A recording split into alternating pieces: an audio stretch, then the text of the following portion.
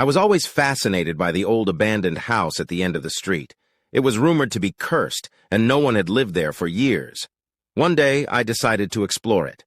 As I entered, I felt a chill run down my spine. The air was thick with an eerie silence. The floorboards creaked beneath my feet, and the walls were covered in peeling wallpaper. I could feel the weight of the past in every corner of the house. As I made my way through the first floor, I noticed that the furniture was still in place, as if the former occupants had just stepped out for a moment. The dining room table was set for a meal, and the chairs were pushed back as if someone had just gotten up. The living room was filled with old books and magazines, and the fireplace was still warm to the touch. I continued to explore, and as I climbed the stairs, I heard footsteps behind me. I turned around, but no one was there. I shrugged it off and continued up the stairs. As I reached the top, I heard a faint whisper.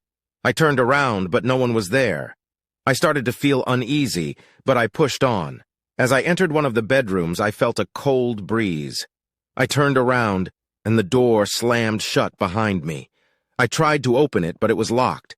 Suddenly, I heard a voice. It was a woman's voice, and it was coming from the other side of the door. She was pleading with me to leave the house before it was too late. I tried to respond, but my voice was caught in my throat. Suddenly, I felt a cold hand on my shoulder. I turned around, and there was a ghostly figure standing before me. It was the spirit of the former owner of the house, who had died tragically. She warned me to leave the house before it was too late. I tried to run, but the doors and windows were all locked. I was trapped. The ghostly figure disappeared, and the room was filled with a blinding light. When I opened my eyes, I was outside the house, safe and sound. I looked back at the house, and it was as if it had never been touched. The windows were boarded up, and the doors were locked.